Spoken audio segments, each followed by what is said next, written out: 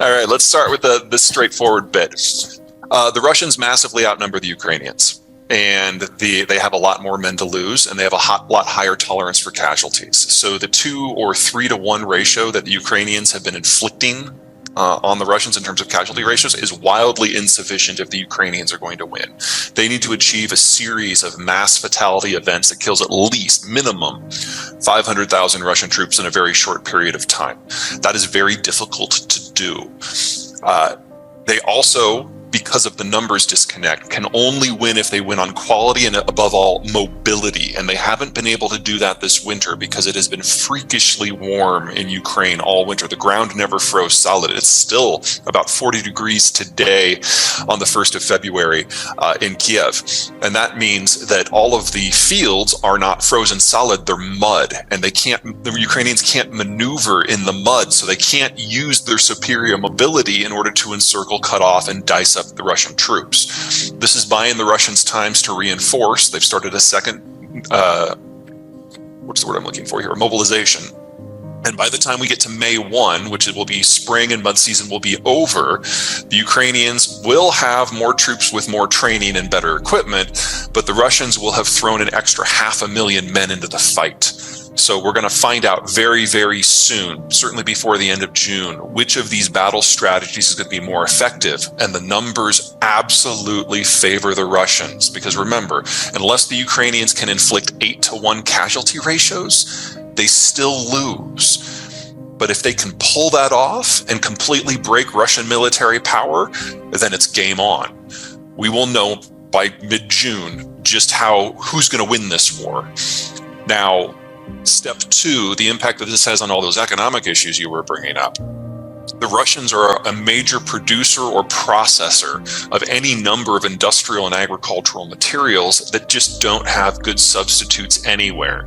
On the agricultural front, potash is the most important one. In terms of industry, I'd say chromium and nickel are probably near the top because you can't make steel without them. All of this stuff has been maintained, all this infrastructure has been maintained not by the Russians, but by Westerners who are no longer there. A lot of the industrial infrastructure dates back to the 60s, and we are already seeing industrial accidents that are so big that they can't be seen from orbit. They can be detected from orbit because the explosions are so big.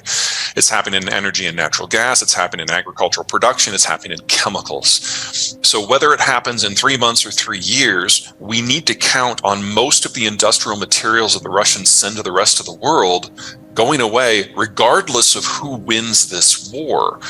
I think that's safe, but the Russians are losing the ability to produce it anyway. So even if you're willing to go around the sanctions, and a lot of these products like, say, nickel or potash, they're not under sanction. It's just people refusing to use them. And now they're going away. Fertilizer output from the Russian space is already down by 20 to 40%, which depending on which nutrient you're looking at. This is something the world is not ready for.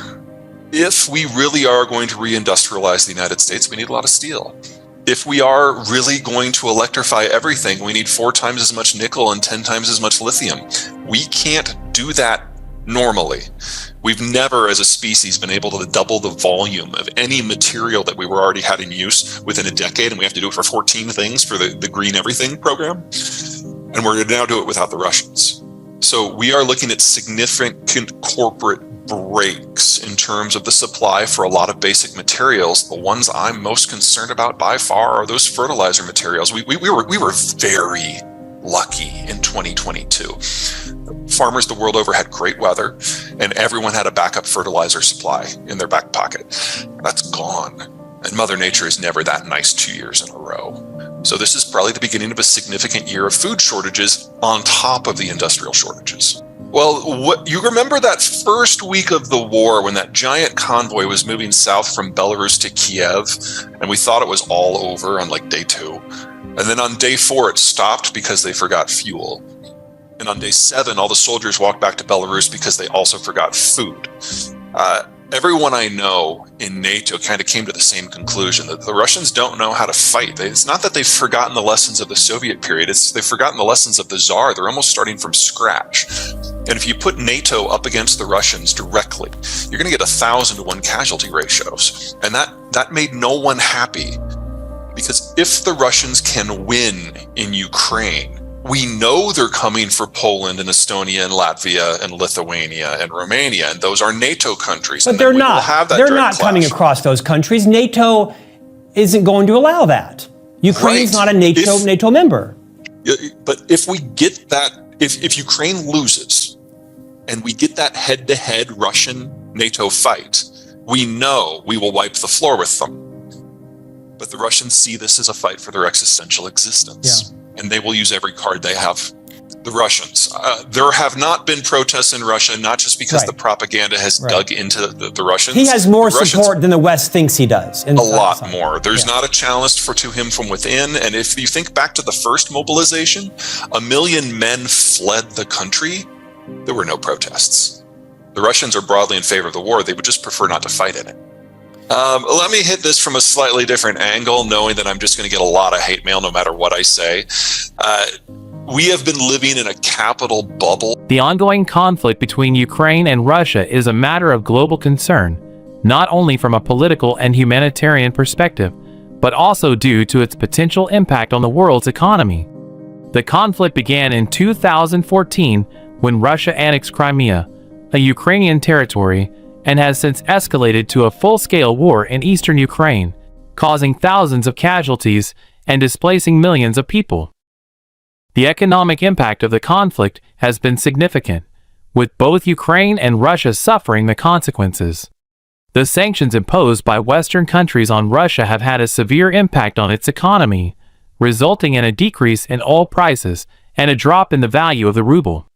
Inflation has risen, and many Russian businesses have been forced to shut down due to a lack of access to international markets. Ukraine, on the other hand, has experienced a severe recession, with GDP contracting by more than 17% since 2014. The conflict has also impacted the global economy, with energy prices being the most significant area of concern. Russia is one of the world's largest oil and gas producers, and any disruption to its exports could have a significant impact on global energy prices. The uncertainty surrounding the conflict has already caused fluctuations in energy prices, and any escalation could further destabilize the market. Another area of concern is the impact on trade. Russia is a significant trading partner for many countries, and any disruption to its economy could have a ripple effect on global trade. The sanctions imposed by Western countries have already had an impact on trade, with many countries limiting their economic ties with Russia. In addition to the economic impact, the conflict has also caused a humanitarian crisis, with millions of people displaced and in need of assistance.